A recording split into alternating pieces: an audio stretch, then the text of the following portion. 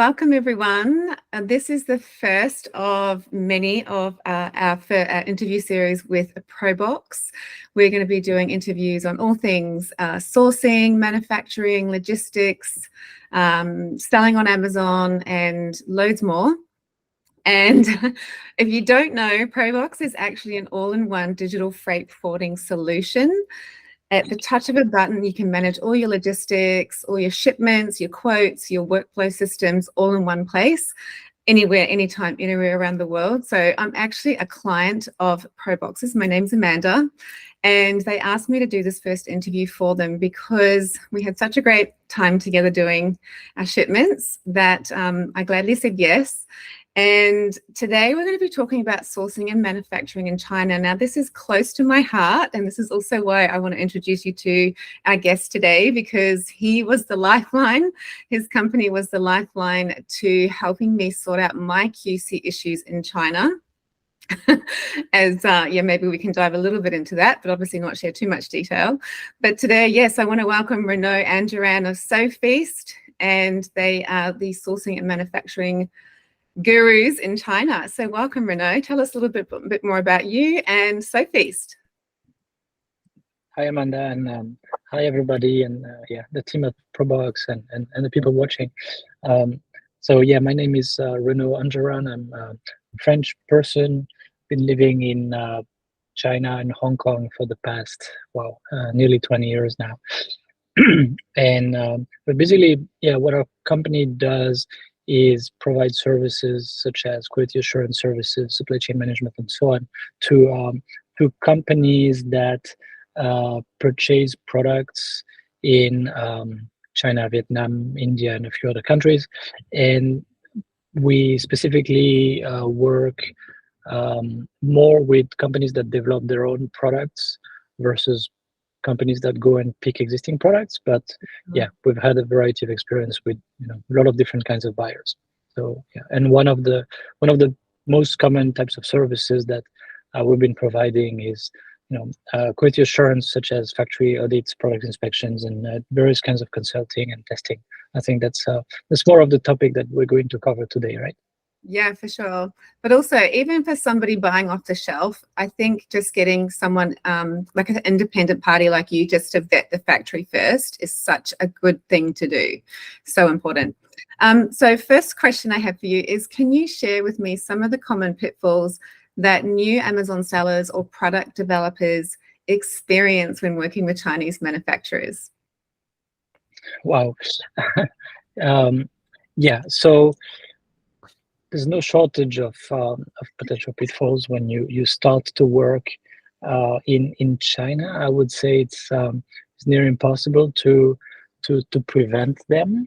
To be fair, because the learning curve is so steep, right? But if I to answer your question, I would mention three very common pitfalls. Okay, and the first one is companies come, maybe they fly over to Hong Kong or to the Canton Fair, or maybe to visit some maybe showrooms and factories of various suppliers, or maybe they watch what's on the Alibaba or Global Sources pages, and then they say, oh, okay, well, this this kind of product is nice, and if they make it in my shade of green with my logo, it's gonna be fine. Or maybe they need to adjust a little bit and add this extra, whatever. Okay. The number one biggest pitfall here is to pick a product that was not designed properly, meaning that if they make a batch of 1,000 or 5,000 pieces, they ship it over to you. Maybe it looks good, okay, just as you want, but maybe that product will fail a lot in the hands of users.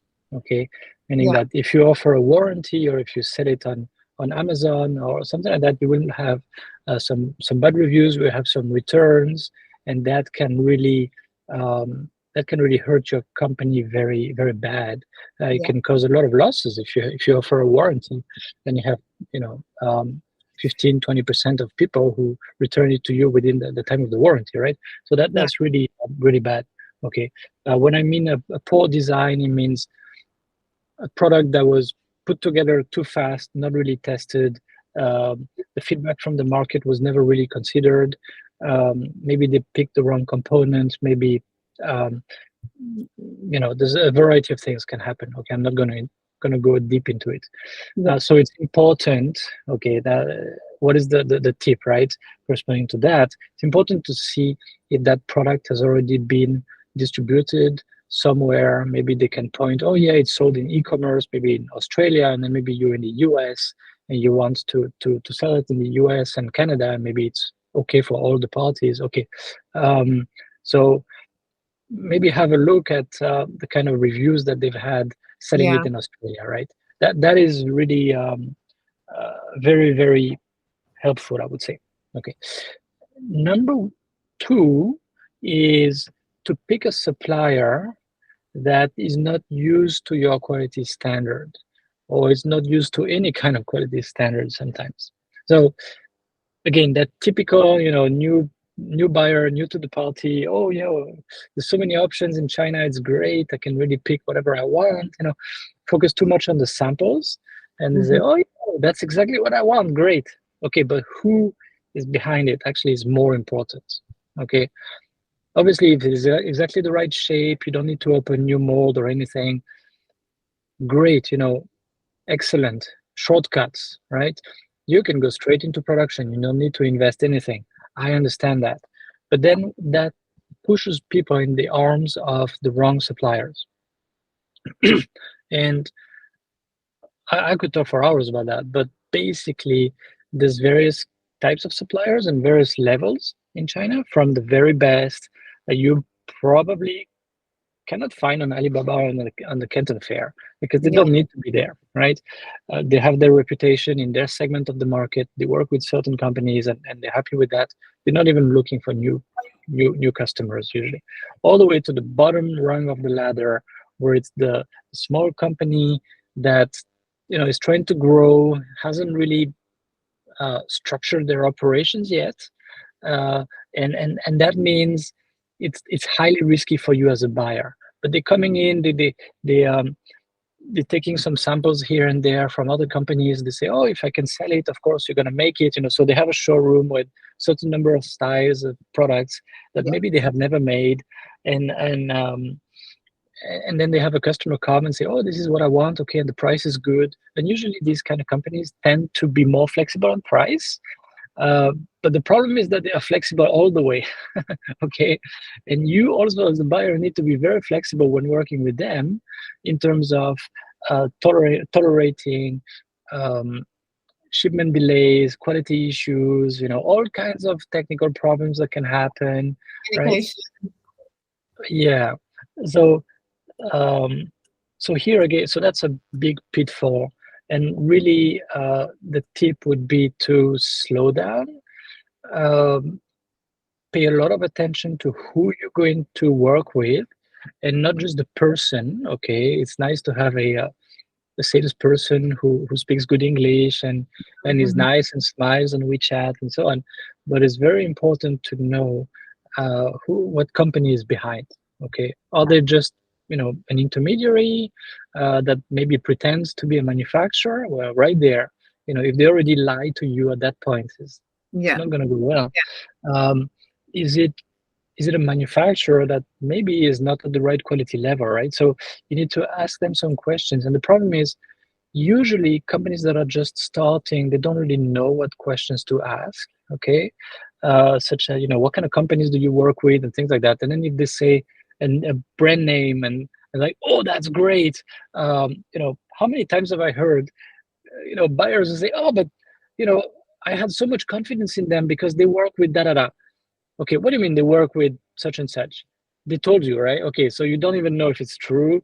Like you didn't go to the factory and see it with your own eyes, the labeling on the product, and so you have no clue, right? Okay. Or it's not like on the approved vendor list of that, of Apple or H&M or some of these companies that put their vendor list out there in the open. Okay, so you have no clue, right? So it's the kinds of questions I would ask would be around, okay, so this kind of product, how do you test it? Can you show me the testing results? what kind of aesthetic, um, how to say, criteria, for the visual check, of the product. What do you consider? What do your customers usually consider acceptable versus not acceptable, right? And can they actually talk about that in a structured way that makes sense? Okay, so this part of the product on the outside we cannot, whatever little dents or scratches more than this size we cannot accept. But if it's like inside is less visible, or if it's dark on dark, that are right. So if they have a structured way that really shows that they've been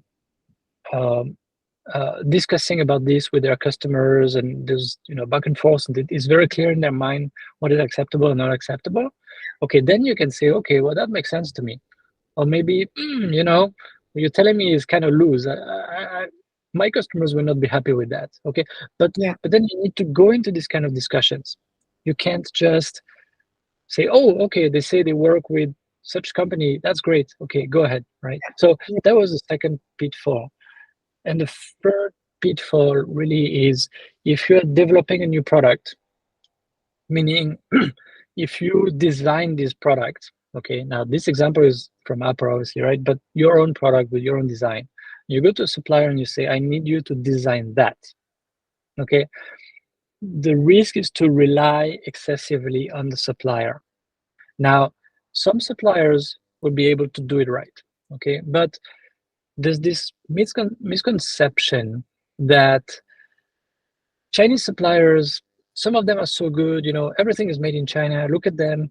They make a lot of electric vehicles now and blah, blah, blah, right? They make the best iPhones, top of the line, and so on.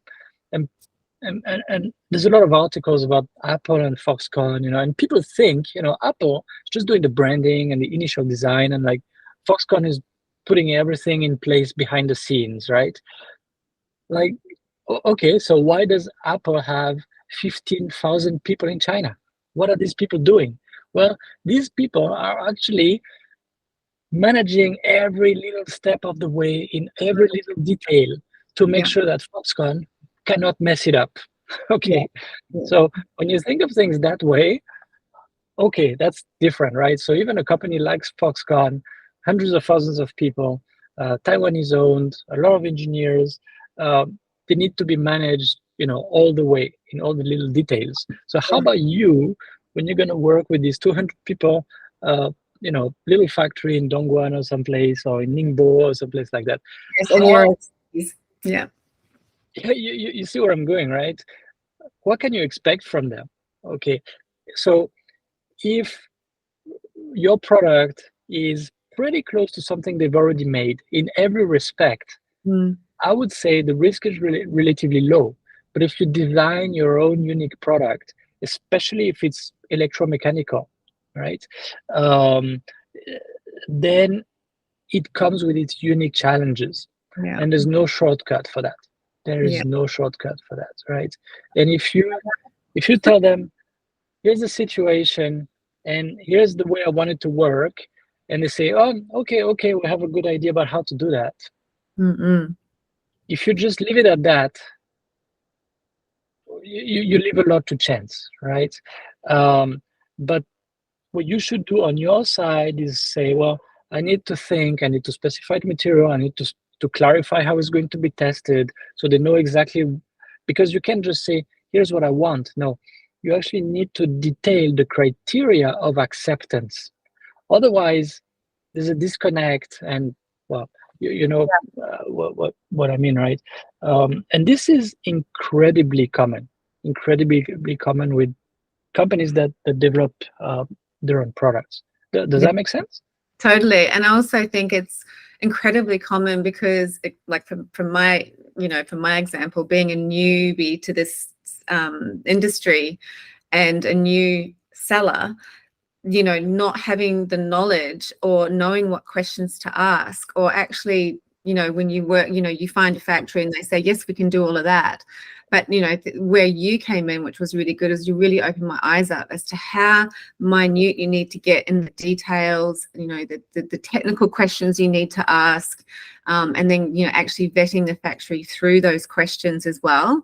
And a lot of people, you're coming from the seller side, where you've just got this product idea and you want to bring it to market, but there's just so much of a gap between that and the end product that there's a lot of education around all that sourcing, manufacturing, vetting that a lot of people don't know about. Yes, it's great to go on Alibaba and do your RFQ and get a conversation going with the factory and them saying yes, yes, yes, but there's just so much more to that. And that's where you guys, fill that gap, fill that void, I think, for a lot of people who are doing product development or, starting that journey and sourcing products to sell in China. It's a minefield out there.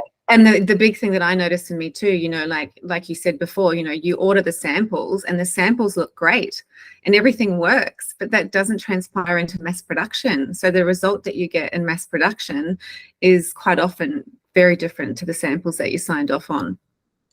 And that is a key topic. Maybe we need to go a little bit more in depth on this one, because I really wanted to sink in people's minds. Okay.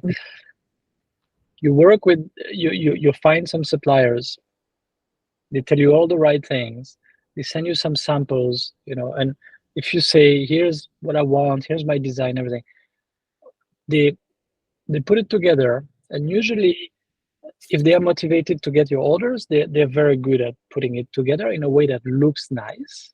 Okay. Yeah. But it doesn't come from mass production. Okay, they did not put it in the same manufacturing processes as mass production. There's a couple of engineers put it together by hand, and then does it look nice and so on. And the salesperson says, okay, it looks really nice, let's send it to them. But this is part of the sales process, okay, or on their side. And on your side is part of the pre-production approval process, okay, which should be structured. And you should not just say, oh, okay, I got this, I approved it, we can go ahead all the way to mass production. No. It's only one of the steps of the approvals. That approval is just, okay, the product design is fine. It can be frozen. We don't need to keep working on it. But there's still some other approvals, such as how do we make sure that it is going to be manufacturable in quantity at the right quality level, etc., right? With the mass production processes, okay? How are we going to test it and confirm that it is actually acceptable, right? What about, maybe there's some tooling, maybe there's, to get back to my silly little example here, there's a plastic injection molding piece here, custom design part. Okay, tooling is going to have to be made, and then after that they're going to make some parts, some shots, right, out of the tooling. And maybe these shots have like a parting line and an injection gate, and a lot of marks here that actually make it look pretty bad. Even though the final example, pre-tooling, was okay, you go into tooling, and then you're surprised. How come? Well, somebody should have thought about this before, basically at the time of the tooling design. Where's going to be the parting lines, and is it going to be injected, and so on, and how to make sure it really looks nice with that kind of finish, right? Etc., right? It's really important to think of all this. If certifications are necessary, think about this. If it's a product that really needs to work very consistently for a certain time, then reliability, durability should be tested, right? There's a lot of things that go into it. So the single biggest tip, I would say, for buyers is to plan for all this, to have a plan, right? And that's typically part of the first discussions to have with a new supplier. To say, okay, I'm the buyer, I know what I'm doing, here's the plan, here's going to be the steps. how about you? How does this fit with your usual process, Yeah. right? So, for example, okay, we already have some tooling. We're going to transfer the tooling to your factory. How are you going to validate that the tooling actually is okay? Are you going to make some shots? How long does it take? And then can you validate that the tooling is going to be okay in terms of quality of the output, but also in terms of speed, so that you double confirm your quotation, right? Yeah. Before we go into sending the first payment and going into production and all these kinds of things, Yeah. right? So when you do all of that, you achieve a lot of good results. Well, first, you set in place your own approval process. Okay, so you reduce your risks, definitely. But also, and that's maybe nearly as important, is you show the supplier that you know what you're doing, you're professional. Okay, now people might say, so what? I have a really good product idea. I'm in my country. I know how to sell it. So they should see the money, right? I have the money. I can send them the PO. I can send them the payment. I have everything they should want. Well, yes and no. Yes and no, because a lot of people come and talk a lot, and and I'm going to place the first order will be 10,000 pieces, and then after that we'll go into, we'll do 1 million per year, blah, blah, blah, blah, blah, right? They talk and they talk and they talk to get the suppliers very motivated to do a lot of things very fast, put their best engineers on it and so on. But then after that, it goes into production and there's a trickle, like very, very small orders and very little business. So the buyers learn from that, right? Sorry, the manufacturers, they learn from that. They say, well, you can talk big, but is it really going to happen? We don't know, right? There's no proof. So what suppliers really want to see is, okay, this is a project that has a good chance of going into production and becoming a recurring kind of business. This is what they want to see. And when someone is totally new to the game and comes to them, well, the chances are much lower, because a new person, new to the game, often will not have figured out, how much margin they need to make, how to sell that product, etc., etc., etc. Right? They're just trying something. Let's make a prototype. Then let's see if there's some good traction, and then, we'll order just the minimum order quantity that we can order, and let's see if it works. But that Chinese suppliers, they learn that this is not very, very likely to be conducive to a lot of business. So if they can feel that you are very new to this, then they will typically think not a very high chance of becoming a good recurring business. Now, if you come and you say, well, this is the process, this is the way we do things, then they think, okay, this person knows what he or she is doing, and they have a business model in place, they know how it works. Okay, the chances are higher.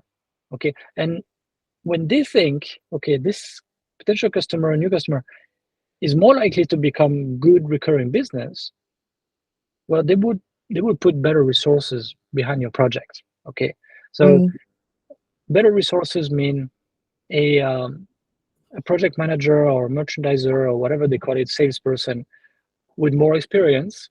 You will not get the fresh graduate who just knows how to translate but doesn't know anything. Probably better engineers to follow up and more of their bandwidth, more of their time, and so on and so forth. A bit more attention from top management. Okay, they say, oh yeah, remember that product? Yeah, where is it? Right? When they walk along and they see the prototypes being made, they would tend to spend a little bit more time looking at it, right? And that's really what you want. Awesome. That's really what you want. Yeah. It does help a lot. So with all that being said, then, what would you say your top tip would be for Amazon sellers or, product developers when sourcing and manufacturing in China? What would you number one be?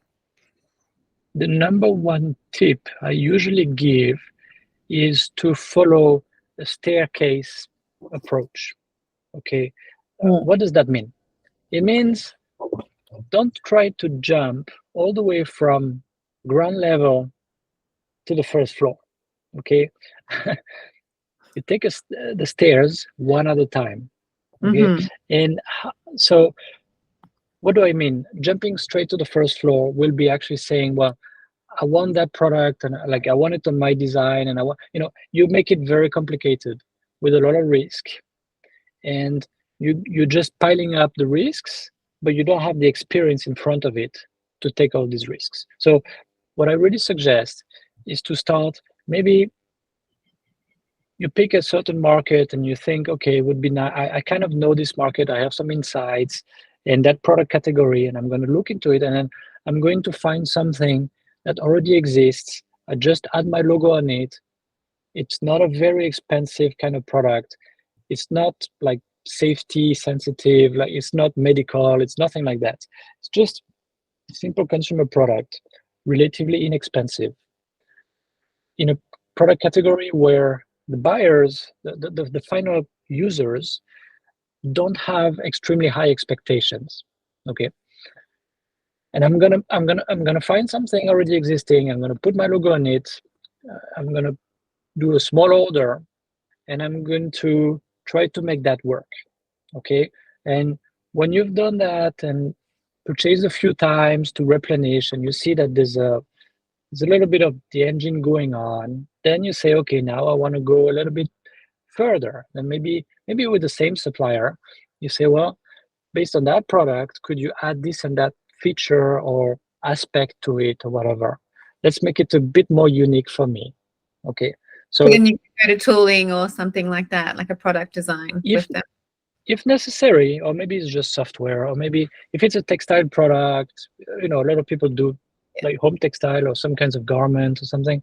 There's no need for that, but they would basically take an existing product, customize it a little bit further. Okay, so you still rely a lot on the supplier, definitely, but you're actually learning how to market a second product and a more differentiated product, and maybe with a bit more margin because it's more differentiated. Yeah. And then once you've done that, maybe you need to do it with another supplier the same way. And then when you get a good hang of it, you understand the system much better, then you can go more ambitious, right? And maybe develop your own entire product and so on. Yeah. Or Great maybe tip. go into a product category where things are more complicated, or even in your own product category, be more ambitious. But have in mind, a long, maybe like 5-year roadmap, but don't try to jump directly to year 5. Usually it doesn't work very well. Straight from the ground floor up to the top floor in one hit. It was, Exactly. Yeah, exactly. And I think that's a really good tip, because I know also really as a seller or an Amazon seller, it's great. It's a great way to test the market, is to start with something that is selling, and that maybe you just differentiate a little bit. And it's not a complicated product. It's an off-the-shelf product potentially. And it's just, it's a great way to test the market to see if you're going to get those sales to then go to the next step. So yeah, makes total sense. Now, this is a question I wanted to ask, because I feel like the things I struggle with in dealing with China is, obviously being in Australia and not being able to be there in person, is just being able to build those relationships with China. And not only that, but understanding the cultural differences so that it feels like there's an easier segue into making that connection. Do you have any kind of tips around that?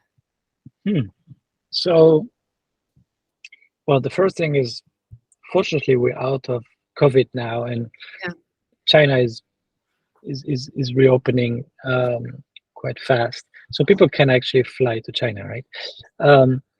And face-to-face meetings are a plus, and I would say they're a plus everywhere, right?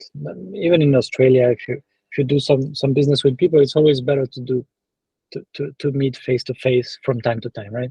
Or in China, the effect of that is maybe 3 or 4 times more. Okay, let's say it this way. So not a must, but yeah, it's definitely a big plus. Okay. As I mentioned, I would say the most important, and I'm going to repeat myself, most important is to not give them the feeling that you're just starting, right? It's the most important before thinking of building a relationship or something like this, is to send them the right signals so that they put more resources, more attention on your project. Okay, they take you more seriously. I think that comes before you even have the opportunity to build a relationship, because a lot of suppliers that people will find because they are on Alibaba, or they're on trade shows or something like that. Well, these companies, they spend money on marketing, and they have a lot of inquiries, sometimes 20 per day, or even more.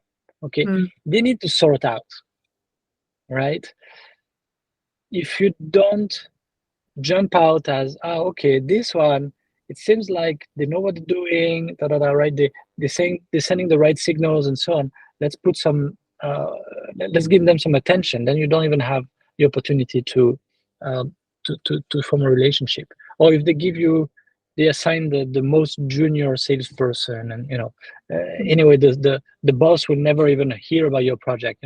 That's really not starting the right way. So I would say that's the first thing to do.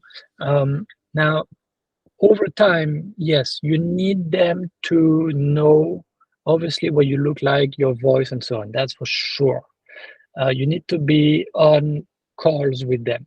Okay, don't just send written messages on WeChat and short emails and things like that.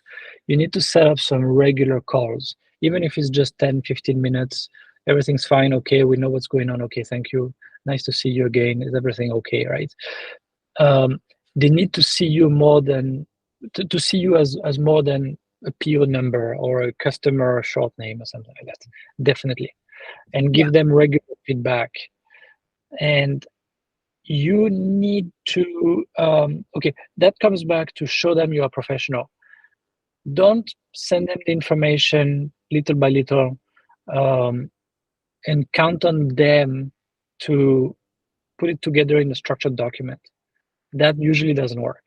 It is your job as a buyer to put together your specifications, your requirements, your whatever, your testing plan, and so on and so forth, in a document. And then over time, as more things come to your mind and you see some prototypes and you test them, okay, you're going to add more details to it and examples of things that are not good, or even very bad, absolutely to avoid, and so on. You document all that very, very clearly with photos. And every time you have an update, you send it back to them and you ask them to confirm the changes, right?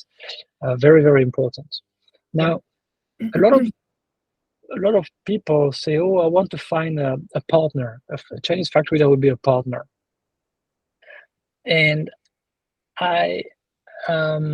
the problem with that is, okay, they are partners. So people tend to think that a Chinese company, especially a manufacturer, if they see themselves as a partner in the project, they will do everything they can to make that project successful.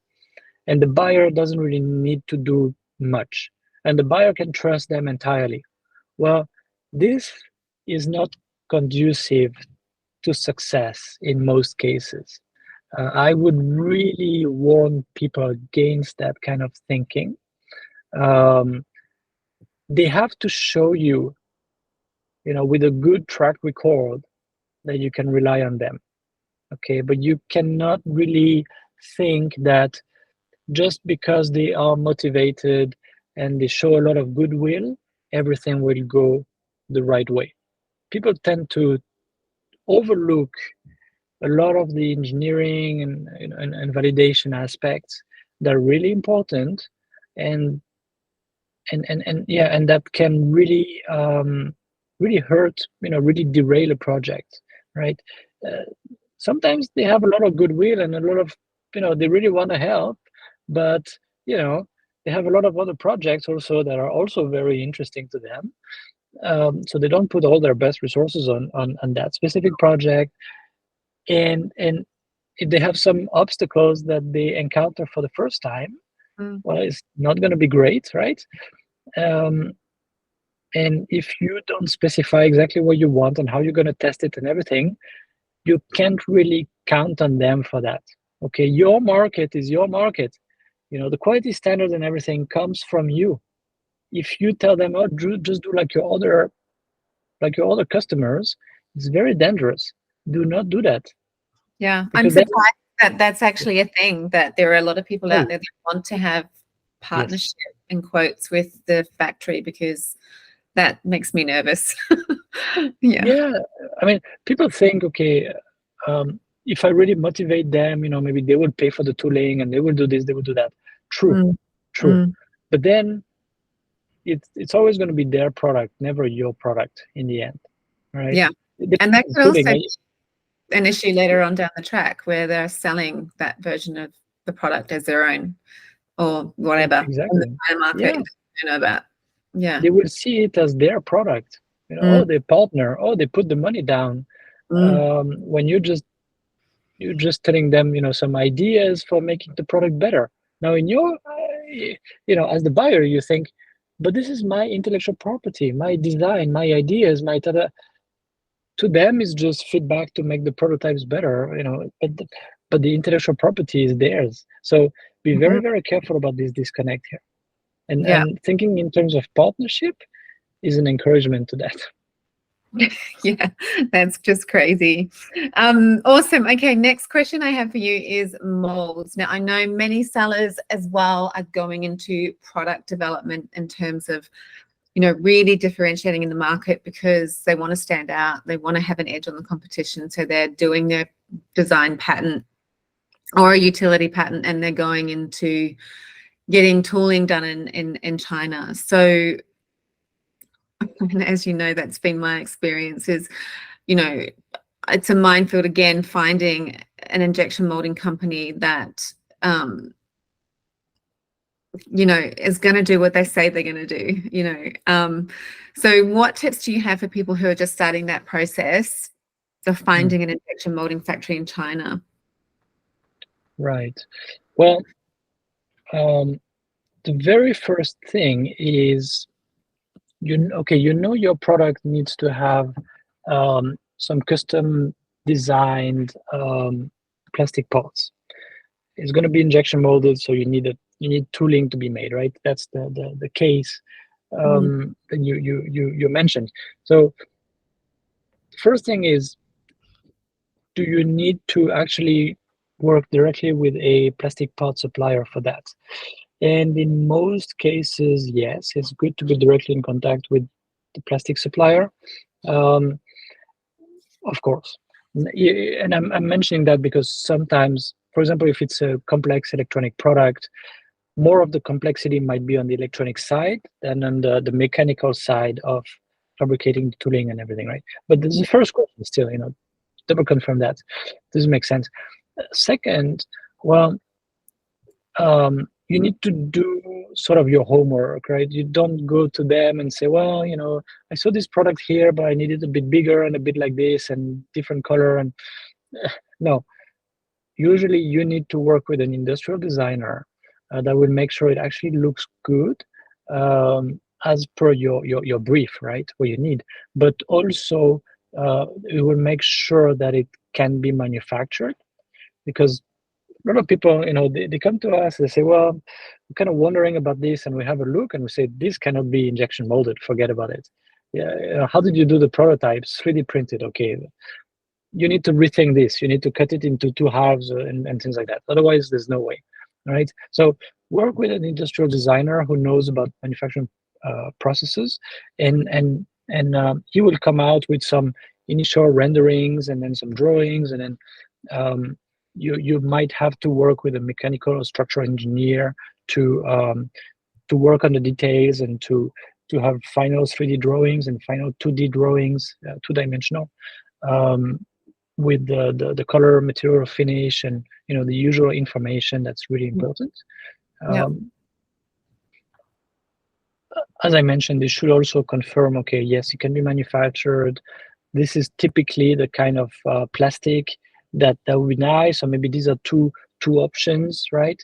Depending on whether it's going to be indoor, outdoor, whether it's going to be some stresses on it. What you need really to explain the kind of usage, how it's going to be used, who's going to use it, how long is it going to, where is it going to be stored, etc., etc. And then you need to have a little bit of a plan. And again, a mechanical engineer or sometimes also the industrial designer can help set up a plan, and what kind of tooling, is it hard steel? Okay, with that kind of plastic, how many shots usually would make sense, and so on. You need to have an idea about that. And then when you go to the supplier to get that tooling fabricated, you need to have that plan and tell them. Now, a lot of people, they just say, oh yeah, I need this, and this is the shape, this is the drawings, send it over to you. Okay, we make the mold, here's the price, okay, go ahead. And then they find out, oh, it's a soft steel tooling, but how come? Oh, that's why it was cheap. But after 25,000 shots, it's no longer really possible to use it. Oh, we need to pay again for tooling. Ouch, right? So that's something, there can be a lot of bad surprises. So be careful. And then, well, obviously, when you look for a supplier to do that, ask a few questions. Where is it made? Like very often they would subcontract the fabrication of the tooling to another place. That is not in itself a big no-no, but it means that they don't necessarily have all the technical competencies in-house. Okay, so you need to know about that, right? And then you need always to have quotes for both the tooling cost and how long it's going to take, and what kind of steel it is. One cavity, but okay, and how many shots roughly, but also a quote for the plastic part in production. You need to decide with both of them. Sometimes you will see, well, the tooling is cheaper, but the production unit cost is higher. What are they doing? Well, what they're doing is they are under invoicing you for one thing, but they are over invoicing you over the long run. And over the long run, that can be much, much more expensive for you, right? So have these kind of things clarified and sign a tooling agreement, or a product development agreement that includes some clauses about tooling ownership and what to do if they don't perform and you want to have your tooling back, for any reason, because you paid for it, right? So all of this needs to be signed and confirmed early on, right? And then after that, it's just picking the right supplier for you. I mean, this is an art as much as a science. Okay. It is, and not only that, but obviously you've got these guys that are doing the tooling, but then also doing the mass production. So there's that whole, what transpires from the tooling into mass production, and having that consistent result on the product is so important. So like you said, like asking all those questions about how they're documenting temperature and flow, and gauging all of the things that need to be checked throughout that whole process, so that they can replicate that again when they do the next run. And a lot of, like, as you know from my original factory, they had none of that information for us, and that just goes to show, right, if you don't ask those questions, you're never going to know. Right, exactly. Yeah, usually they don't document. They do it based on what they call experience. So they try and they see, oh, this is what comes out. Okay, a little bit longer. Oh, a little bit more pressure and but lower temperature. Let's see. Okay, that's fine. And then next time they will have to do that again and again and again. Right? That's not really a good practice for consistent quality, obviously. Yeah, but that's why it's so important to have a company like yours on board to help manage that process, especially if you can't be there. So that being said, what are some of the things that you've seen that Chinese manufacturers try and get away with when they sort of see that you're not doing the due diligence on the manufacturing? They will tell a story. Not all of them, okay. Again, there's all kinds of suppliers in China, right? But the temptation will be strong to just tell a story, right? Even if you do due diligence, by the way, right? But if they see that you're not doing anything and you're not checking them up in the Chinese government database, you're not asking about their Chinese company name to do that, you're not talking about the on-site factory audit, well, they will say, well, this, there's a lot of trust or maybe not much experience. Again, they will see it that way. This buyer is not really experienced. They just, okay, seems like they're gullible. Just tell them a nice story. And that's how you find a trading company in Alibaba that is presented as a manufacturer, because Alibaba is paid by these people, right? They're not paid by the buyer. So don't count on Alibaba to make anything clear. They actually muddy the water as much as they can, right? And it's not just Alibaba, by the way. So maybe it's a trading company, and then they will say, oh, we have this big factory and we do this, we do that. Oh, yeah, we have also that other factory that does this and that. And they say all of this like it's their own factory. And then you're talking to a salesperson, and that's more likely when it's a male salesperson. It's funny, they say, oh yeah, and I own the factory and blah blah blah. Like it's their own factory, okay. And in some cases, actually that's relatively common. The salesperson will jump to another supplier or set up their own company, or maybe set up their own company on the side, and then they will pull your orders to that other company. Yeah, I've heard of that. That is really scary. When you see a personal email address for your salesperson, that already is, let's say, half of a red flag. Always try to have several contact people at the factory, okay, or the supplier, let's say, so that if one of them goes rogue, well, you still have the others in the loop. It's a little bit easier to keep on top of things, right? Yeah, so important to not just have that one person of contact on your contract. Tell me, what are the 5 things that you would list as being the most successful outcomes when dealing with Chinese suppliers? So obviously you want a good product, right? You want your customers to come back. You don't want your products to come back, right? So consistently good quality, obviously, is the basis. You also need on-time shipments. I think that's pretty obvious, especially if you mentioned that a lot of e-commerce people who sell on Amazon maybe will be watching the webinar. You don't want to have an incoming shipment late from China, and then your inventory ran out, and now Amazon is going to see you're going to lose some points, or whatever they call it, right? It's not a positive for your account, right? It's more than losing sales. That's not good, obviously. So on-time shipment is important, and these 2 things actually come from the same things, right? It's, do they have a good system in place, good operations, good processes that are reliable, that are well planned, and so on. And second one, also, obviously, do they pay attention to you? Do they want to do a good job for your company? It's always these 2 aspects, right? And if you have these 2 aspects, quality and on-time shipment usually will tend to be better, much better, right? And if they don't care about you, well, they might subcontract your orders to another smaller factory. Even though they have the processes, they can do it themselves. But it's just cheaper to give it to these other people because right now they're busy or whatever, right? And or in terms of priority, they will always prioritize the bigger customers, or the customers they see as better customers, right? So it's very important to have these 2 aspects: the processes and the good operations that run as expected, but also the attention from management that give some value to your orders, right? So this the first 2 things. You also 5 things. Obviously, you need relatively stable pricing.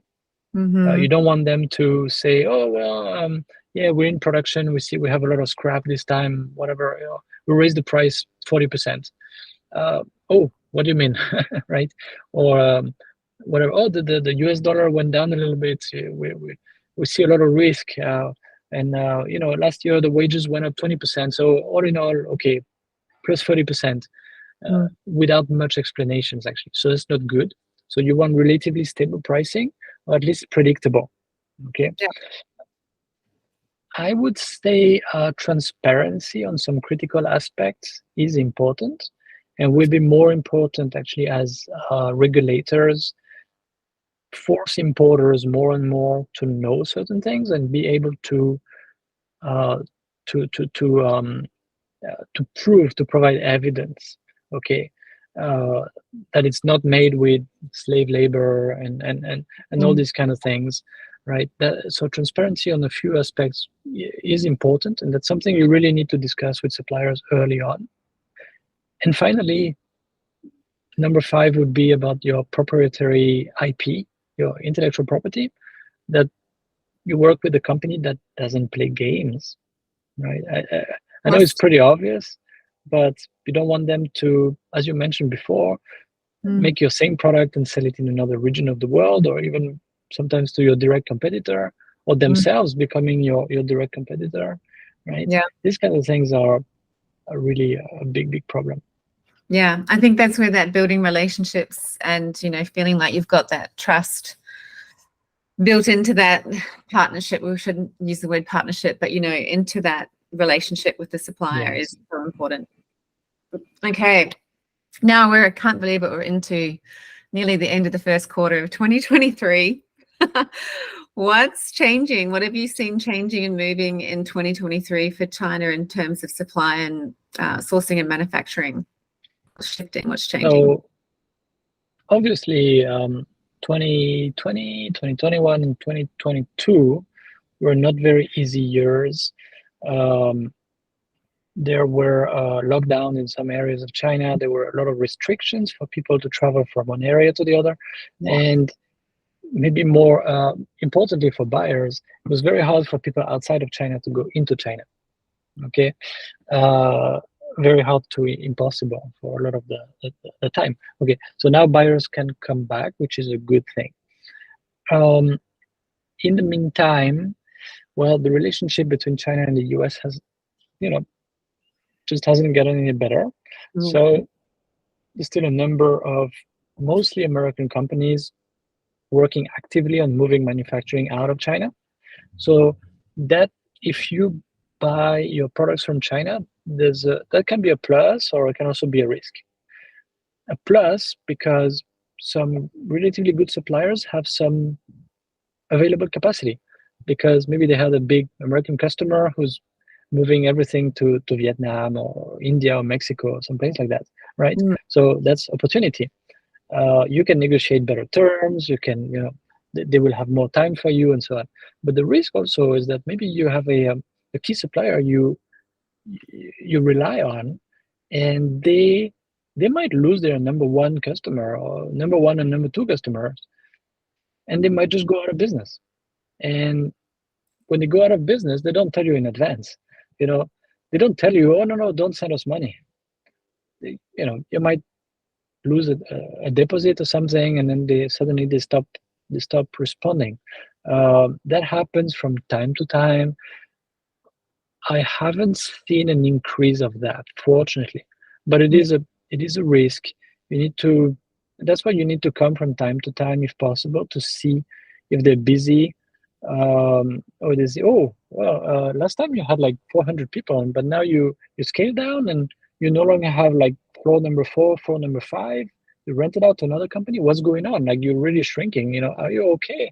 Right? It should be a big warning call. Maybe something is about to happen. Yeah. Okay. So and then you have the big trends, but these don't change. They've been the same for the past 10 years, right? More and more automation to compensate for the increase in wages that keep going. So things have maybe slowed down a bit with lower economic growth and sort of fewer opportunities, and a lot of suppliers that are less busy than they used to, right? Early 2023 is not a very easy period for a lot of Chinese exporters for a variety of reasons. The economy is not great really anywhere, Yeah. and a lot of buyers have their warehouses full of inventory, right? So, and also some suppliers are trying to have their own products. Yeah, maybe it's the last one that I should mention. Again, nothing new, but they want to avoid relying on intermediaries. Over time they want to go direct, but at the same time, the big platforms like Amazon are not making it easier for them. So, Yeah, watch this space. I don't really definitely. know where it's going. Things are definitely changing. Did you say that labor wages have increased this year, or are they stabilizing? Well, there's no way to stabilize them. They keep going up anyway. But Yeah. the trend is sort of decelerating, let's say, right? But it's still going up, Yeah, it's going to be interesting, to see. I think there's a lot of people looking at other countries now for their manufacturing. So yeah, it's a changing landscape for sure. Now we're out of time, unfortunately. I could speak for hours on these topics. It's always super interesting chatting to you, Renaud. Tell me what's next for you and Sofeast. What's happening? Well, we keep adding some capabilities to the company. We recently opened a little testing lab in Dongguan, mostly for performance and reliability testing and some safety testing.